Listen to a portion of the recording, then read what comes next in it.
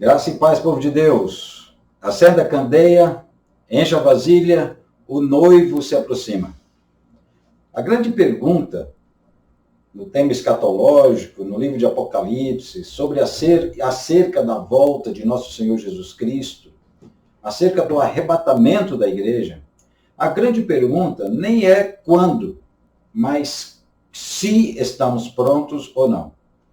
É óbvio que nós, como povo de Deus, precisamos estar preparados para o arrebatamento, para a perseguição, para todo contratempo, tudo aquilo que tenta tirar, roubar, enfraquecer a nossa fé. Nós estamos num tempo de arrependimento. Esse tempo que tem atormentado as nações, que tem trazido receio, medo, às vezes até pânico, para nós aqui no Brasil e nas nações da terra.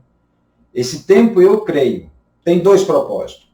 O primeiro é trazer um juízo e advertência às nações da terra. Deus é Deus. Deus é o Senhor de toda a terra. Deus é Deus do universo. Não há força que possa se opor a Ele. Ele controla, domina e é soberano sobre tudo e sobre todos. O segundo propósito desse tempo é um alerta para a igreja. Desperta, igreja. Desperta, tu que dormes. Nós precisamos fazer brilhar a nossa luz. Esse é um tempo de advertência para o mundo e de alerta para a igreja. Alerta por quê?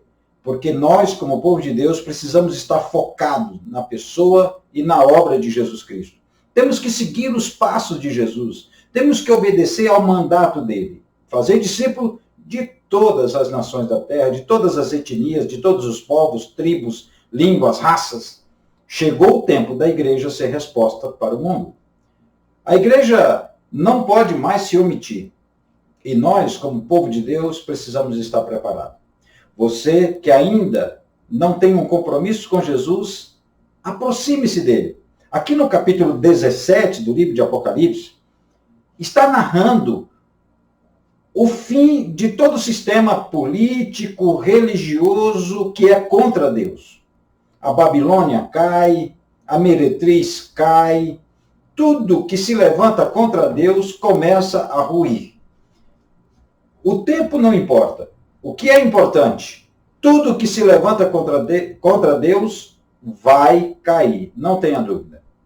Por isso a Bíblia diz que até o nosso joelho vai se dobrar diante dele. E como eu já disse para vocês que estão me acompanhando nessa jornada no livro de Apocalipse, a grande diferença não é se nós vamos dobrar o nosso joelho ou não. Todos dobrarão. A grande questão é se eu farei isso voluntariamente ou se eu farei isso de forma obrigatória. Sim, aqui no capítulo 17, o sistema religioso rui, cai. As nações caem.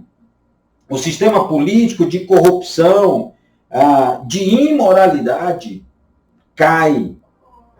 Tudo que é sistema que se levanta contra Deus vai cair. Esse é o tema do capítulo 17, do capítulo 18, porque está se aproximando o capítulo 19, a volta de nosso Senhor Jesus Cristo. Quando seus pés pisarão no Monte Sião. Sabe, povo de Deus, você que está me ouvindo, nós precisamos nos preparar. Como eu disse, a questão agora não é nem o tempo. A questão é se eu estou preparado ou não. Você está preparado? Para se preparar para esse tempo, é necessário 3 coisas para nos preparar. Primeiro, arrependimento. Precisamos ter um arrependimento sincero que muda o nosso comportamento, que muda os nossos pensamentos, que muda o nosso coração. Um arrependimento que tem a ver com a nossa mente, com o nosso coração e com a nossa atitude. Uma metanoia, uma metolomanai, que quer dizer mudança de atitude, mudança de coração. Então, você precisa mudar a mente, mudar o coração, mudar a atitude. Esse é tempo de arrependimento. Essa é a primeira condição, arrependimento. Segundo, obediência. Nós precisamos agora viver um tempo de obediência à palavra de Deus. De obediência àquilo que Deus está mandando, aquilo que Deus está fazendo, aquilo que Deus está, para onde Deus está apontando. Eu tenho que ir para onde Jesus vai. Eu vou seguir o Cordeiro. Essa é uma decisão que já tomei. E eu espero que você também tome. Arrependimento, obediência e a terceira coisa, que é importante para esse tempo para nos preparar. Porque haverá uma situação de sacrifício, de luta, de opressão, de perseguição. Nós precisamos ser determinados. Nós precisamos ficar perseverantes na obediência a Deus. Arrependimento, obediência e perseverança no meio da tribulação. Não haverá tempos fáceis. Afinal de contas, nós estamos já vivendo os tempos difíceis. Começou. A Bíblia diz que os últimos dias serão tempos difíceis. E eu costumo dizer que tempos difíceis geram homens valentes. Agora, aqui no capítulo 17, a parte que me empolga, a parte que fascina o meu coração, é o versículo 14. Ele diz assim, o versículo 14, e estes combaterão contra o Cordeiro.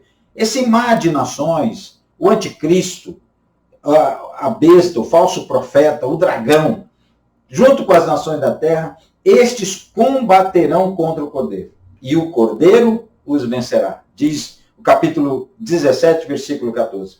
Por quê? Por que o Cordeiro os vencerá? Porque ele é o Senhor dos senhores, ele é o Rei dos reis. Vencerão os que estão com ele, os chamados, os eleitos, os fiéis. Vejam aí 4 condições. Os que estão com ele, os chamados, os eleitos e os fiéis. Meus amados, nós não temos um lugar para ir, nós temos uma pessoa para seguir. Se seguirmos o Cordeiro, venceremos com ele. Talvez tenhamos que morrer como ele morreu. Talvez não, temos. Temos que morrer como ele morreu. Mas teremos a vitória. E eu não estou falando só de morte física, é possível. Eu estou falando da morte do eu. Os chamados, aquele que ele está chamando.